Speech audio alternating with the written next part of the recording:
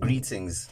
Dumelang, Sanbonani, peace, love and light to you all, family. Welcome to another YouTube video with me, your host, Mathix Mashango. Now, as you know, I've started a new series where we break down Bible stories. Now, today is part 2. On the previous episode, we broke down the story of Abraham. And so today we're going to be looking at the story of Solomon, the wise king in the Bible. Now, a lot of you are enjoying this. I see it on Twitter. I also see it on the comment section that you guys really like this because, I mean, it makes sense because, you know, we grew up reading these crazy stories where people spend 3 days inside like a fish or a snake is speaking. You know, logically, these stories never made sense. But because of our Christian backgrounds, you know, we just forced to believe that, you know, these stories were true.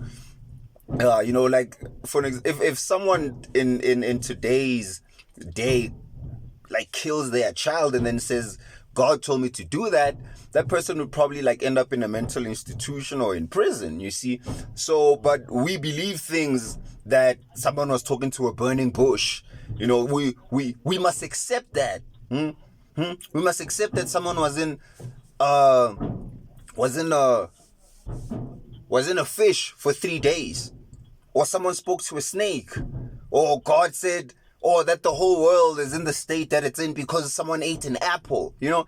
So this is that time to retake back our logic, to retake back our imagination, to retake back our intelligence as people, because these stories were written in a much more deeper way. So today we're going to be looking at the story of Solomon, and we're going to be breaking that story down. So now, to start off, when you look at the word Solomon, first of all, understand that each and every single character in the Bible, number one, represents two things. They represent the external sun, the sun that you see outside, the S-U-N, and it also represents the manifested sun on the earth, the S-O-N. So these are two in the same. So the sun and its journey throughout the galaxy and throughout the solar system as it moves and the planets move around it, the disciples, the sun is the wise king.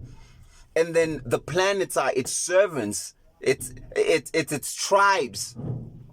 That's what it is. So what the ancients did is that they took an internal phenomena of an inner sun within you, which is your soul. Your soul is the inner sun. It's the sun within you, the soul. The S-O-U-L is also the soul. Soul is sun. So the story of Solomon is speaking about the soul of man. Solomon, soul of man, the soul or the sun within you.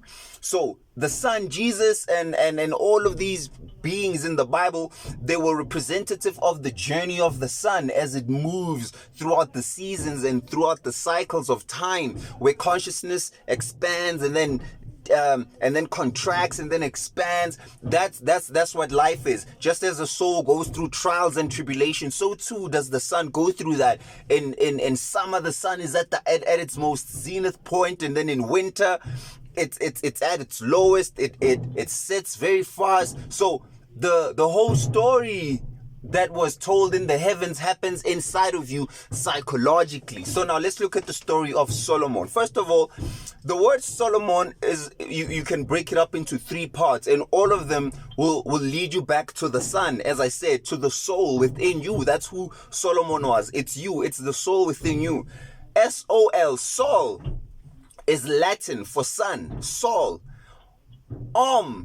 Is in Hindi, or in Hindu. It's also in Hindi Sanskrit also means sun. And on in Egyptian, in Kemetic, ancient Kemetic language, also means sun. So it's 3 aspects of the sun, because the sun has 3 aspects of it. It's what is known as Heru, which is the ancient sun god as well. Heru on the horizon. Horus, that's where you get the word Heru from. It's Horus. That's where you get the words, that's where we get hours from. The hours of the day is taken from the ancient Egyptian god Horus, because Horus was representative of the sun god. So Horus on the horizon. Horus on the horizon, that's Sol. The sun at its zenith, at its most apex, at its highest point, On, that's another aspect of the sun, or rather Om. And then when the sun was at its descending, when it was declining, that would be On. So Sol On is the sun in its three states of development, which is you. Because you, just like everything else, you come here and you experience cycles. There's inception, there's growth, there's maturity, and then there's decline. We see this in the story of Solomon, and this happens throughout your life daily. It happens yearly. It happens all throughout the years, and eventually your life will end. But all of that creates a collective journey, and within that collective journey, you have many days within that, and you get to experience what we call the hero's journey, the journey of the soul. So now, Solomon, the story of Solomon goes that Solomon was the son of David. He was the child that was prophesied that he was going to build the temple. His father couldn't build the temple. Now you need to understand that these are aspects of the mind. David, Solomon, they're aspects and states of the mind, states of the spirit, states of the soul. David couldn't build the temple of God. So Solomon's father couldn't build the temple of God. Why? Because David, even though he loved the Lord, he was a man surrounded by war. He was a man surrounded by war. If you check out the whole story of of David, there was always war around him. So he couldn't build the temple. Only his son could build the temple, because Solomon means peace. He was a peaceful man. That's also what that name means. It's a peaceful man. He's an integrated man. He is the state of tranquility, of calmness and a sound mind. Solomon, the son, the soul within you, the most inner peaceful part of you. So Solomon, unlike his father, was a peaceful man. He wasn't surrounded by war. So you can't build the temple if your mind, if your thoughts, if your emotions are always in a state of conflict. You need to be calm in order to build the temple. Now, what is the temple? The temple that they're talking about that he built wasn't a physical temple. No, the temple is the body.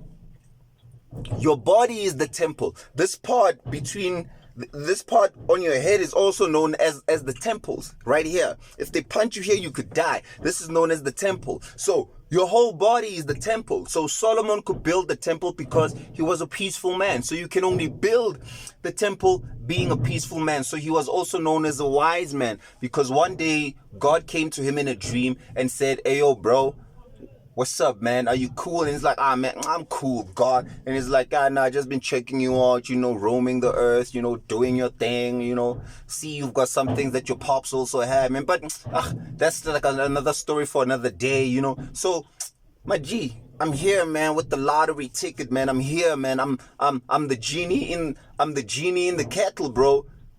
Like, what you mean, God? Is like, nah, bro, I'm here to grant you a wish, man. Anything you want, I'll give you. What do you want, Solomon? And then Solomon was like, make me. I ask for you to give me wisdom. The wisdom to become a righteous king.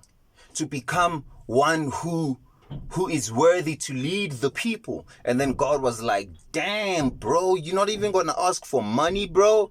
You're not going to ask for guap, bro. You're not going to ask for wow. And then God was impressed and was happy with Solomon's wish.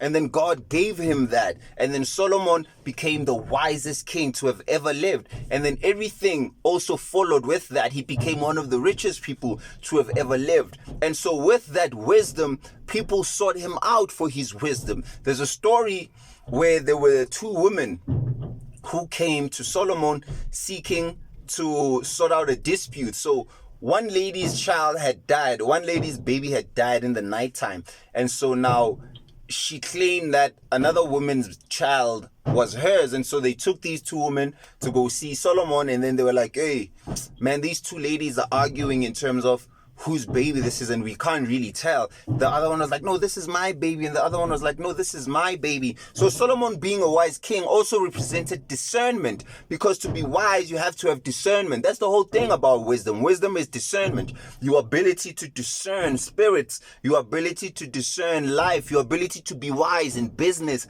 to be wise in relationships, to be wise in what you do and what you eat and what you think and who you associate with. That's the wisdom within you. So you have that. You are the wise one. You are the wise king. So Solomon was like, okay, you know what? Bring me my sword. And then they were like, what? Your sword? And he's like, yeah, we're going to cut the child in half. And then the other lady can have this child. And then the other one can have this child.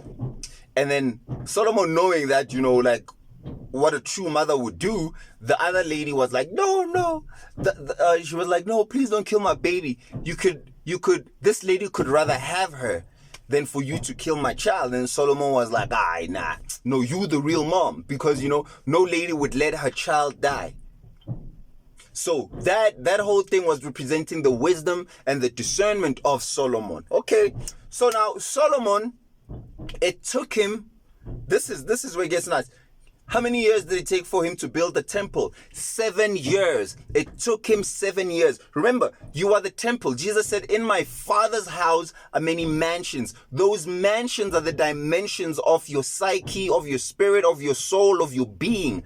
Those are the 7 seals in the book of in Revelations. Those are the 7 chakras that we speak about. If you've never heard of the 7 chakras, I've made quite a few videos about the chakras. You could go look at them. The 7 chakras are the 7 seals in the book of the Bible, the 7 eyes, the 7 stars, the 7 lampstands, the 7 candles. There's so many symbolisms of 7 because they're speaking about your chakra system. These are the energy centers that make up the whole you. 7 being the number of perfection, right? So now when you look at it, they say it took him 7 years. Those 7 represent the 7 chakras. So he was able to complete it because he was a man of peace. He was a peaceful man. But now the story of Solomon is not a story of a complete man. Solomon was a neophyte, meaning that he wasn't perfect in his wisdom. He still had flaws, you know, and that was what led to his downfall or into his descent. Remember, he was a wise king, rising, Saul on the horizon. He had potential, he's the sun, and then he rises, he's at his zenith. He's at his most apex. He's there, he's shining. But then now he started to descend in consciousness. Why? It says that Solomon, though being a wise king, he did not go after God's heart fully. He did not go fully after the Lord like his father. So he ran short of it, because it says that Solomon loved many strange women. Now, we have to understand that whenever we're speaking about women, we're speaking about emotions, we're speaking about the physical. So women always represent the state of being, the state of emotion. So the woman can be the lower aspects, the lower emotions, or she could be also the high spirit. So depending on where you are. So here it says that Solomon loved many strange. That's the word. The key word is strange. So Solomon loved many strange women. So he loved things of the earth. That's what that represented. The physical. He was still attached to the physical desires, because it says that he had 700 women and 300 concubines. So that makes up the whole, that makes up the number 10. And in Kabbalah, 10 are those 10 spheres or the 10 sephirah that represents the entirety of man. Or rather the story of how God descended into matter. So the completion. So 10 was representative of those 10 spheres in Kabbalah. I'm still going to make a video about the Kabbalah and explain it in detail. So 700, come on, really, you think someone could really have 700 women and 300 side chicks? No, it's all these numbers are symbolic. So Solomon loved many strange women. So he was still, even though he was wise and whatnot, he still had lower passions. He had not conquered that. He was a neophyte. Remember, a neophyte is someone who's still growing and learning. He was a neophyte, so he loved many strange women. So the lower passions, the lower desires, the lower emotions, and it says that these women caused him to shy away from the Lord. And then now he did not go fully after the Lord as his father. So that is what caused him to fall, these strange women. And then they caused him to now worship idols, to worship things that were foreign to him. So foreign to his natural state, foreign to his spiritual state, foreign to what it is that he was destined to be. So they caused his decline, which is now the sun setting, the sun going into the underworld. So it says that Solomon loved many strange women when he was old. When they're talking about the fact that he was old, they're not talking about him being physically old. They're talking about the state of deterioration. Hey, English, come back to me. Come back. The state of decay. Oh, hey, it's nice having a vast vocabulary because you could just run away from one word that is defeating you. The mind in a state of decay when Solomon was old. So when your mind is always focusing on things, remember, you become what you think. Your mind decays. When you're always focusing on things that are foreign to you, your mind becomes dormant. Those aspects of yourself that are spiritual, they don't develop, they don't grow. So Solomon, when he was old, which means his thoughts, his state of mind, his state of being was in a state of decay. That's what they mean by when he was in his old age, his mind was in a state of decay. So when he was old, his thoughts were what were causing him to be in that state. And so now he's in that whole state of decay and declining into the lower aspects, right? So he loved many strange women when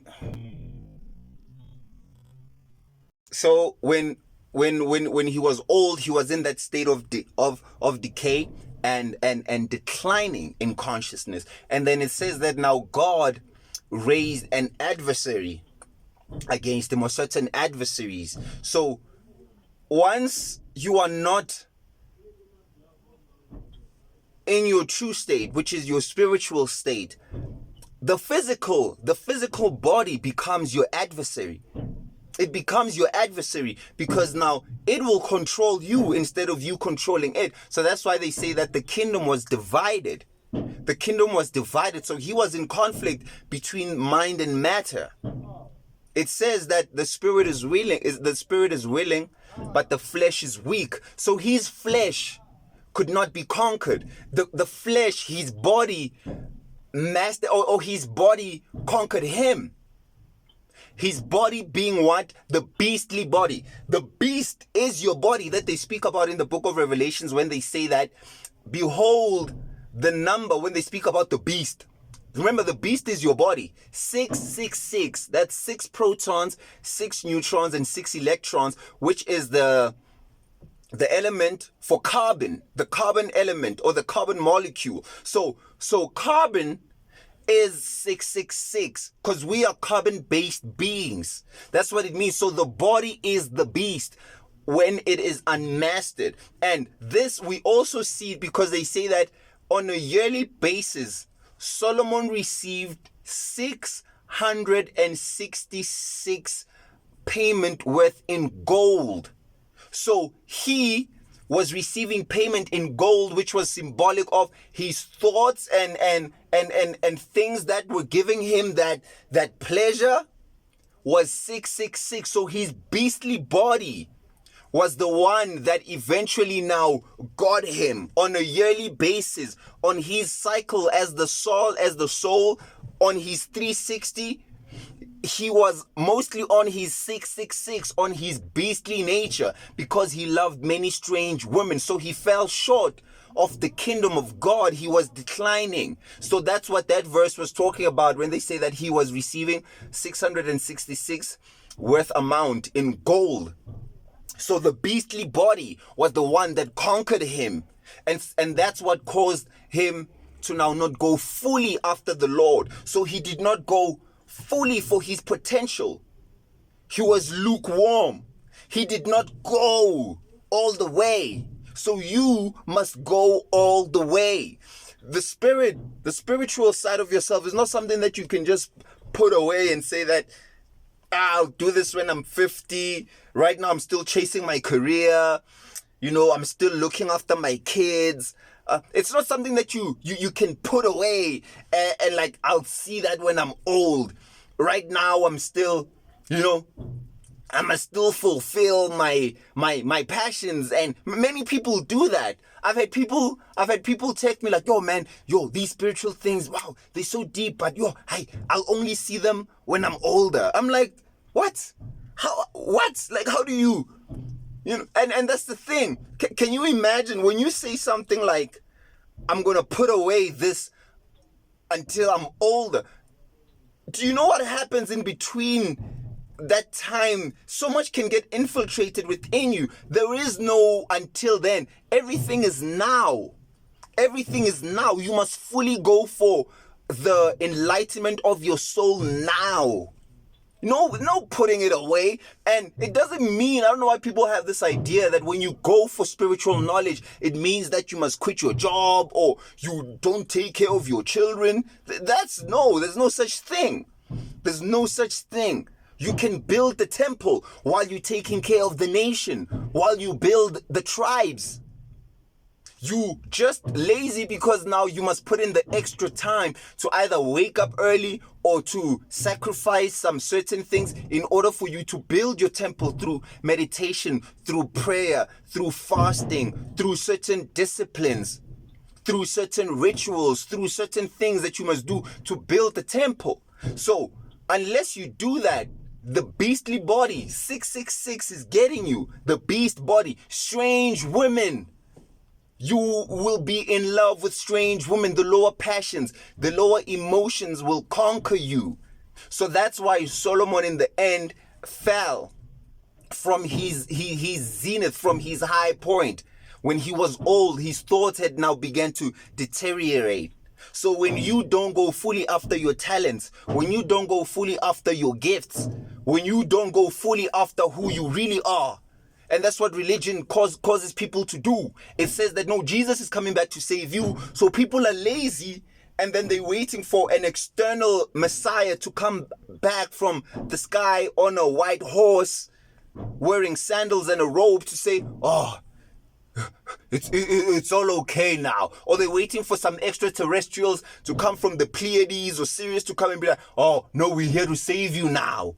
We're always waiting for a vicarious being to come and save you. So that's what religion has done. They've taken all these stories and made them physical beings who have actually lived. And then they've taken the side where these stories are personifications of your soul's journey. So they've taken that away and then now have made people spiritually lazy. So people don't even know that they should be seeking to build the temple of God. They don't even know that there's something that they should be doing to begin with. You see? So now the body will always be conquering them all the time. You'll always be a victim to anger, to lust, to jealousy, to envy, to greed, to all these things, because you don't know that within you is a potential spark of light that is eternally intelligent, that is eternally powerful, that is eternally great and loving. That part of you is dormant and sleeping within you. So you are Solomon. You are the soul. You are the soul. The soul is there in you. You are the wise king. But when you fall short of this knowledge, or when you fall short of who you are, my people suffer because of a lack of knowledge. You deteriorate. There's people also that I've known who've come into consciousness and like, oh my word, they've spoken about chakras and we've spoken about all these things. And then after a while, they run back to Jesus. They run back to Jesus and like, oh no, Jesus was the only true living God. So like, I remember this other time, there's this guy I knew. I'm like, oh man, we used to speak about these things. Like, And the next thing, he starts throwing out the Bible. But I can feel the energy that he's throwing out the Bible, that he's doing it from the old mind, that old dogmatic Christian way. I'm like, no, man, this is that. This guy, what happened to him? What happened to him? And then it hit me. I'm like, man, not everyone who knows, not everyone who speaks spiritual is really awakened. So some people, they come to spiritual knowledge from an ego side, from the left side. They're not fully there, because it takes grace to become awakened. They say many will have eyes. So many see information, but they can't process it.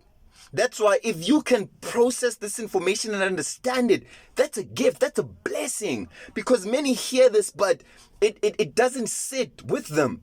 It doesn't make sense that they are Jesus. It doesn't make sense to them that they are the Messiah. It doesn't make sense to them that they are that which they are seeking in church and paying millions of dollars and, seeking to pay their way into the heavens. They don't know that the way is already paved by the inner Son. So for you, if you can comprehend this and you get it, oh my God, you are blessed. That's grace. It's grace, because many hear and many see, but they can't get it. That's what Morpheus was telling Neo.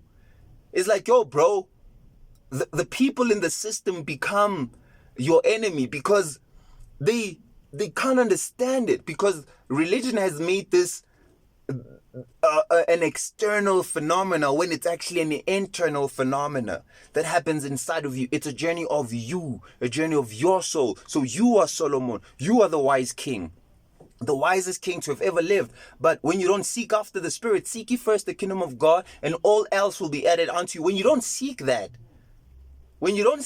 you can have money and things, but you'll never really have peace. And because you will always be feeling that there's something that you are missing.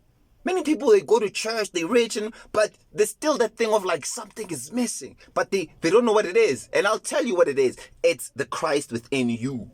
Not you expecting some dude out there to come and save you. No, that's not going to happen. I'm sorry.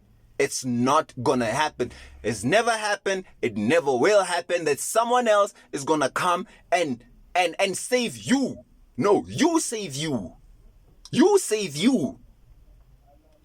It's just laziness. It's just laziness that the church has put on the people for all these years and thousands of years.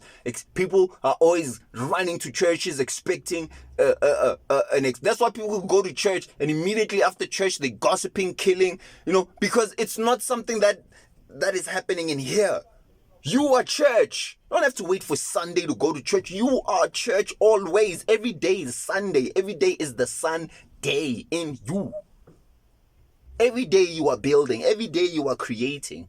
You are the sun god. You are Solomon. So peace, love, and light to you all, family. So now that's the story of Solomon in a nutshell. Remember, in the comment section, you could always tell me what story you want me to break down next. So until the next episode of Esoteric Bible Classes, peace, love, and light to you all, family. Much love.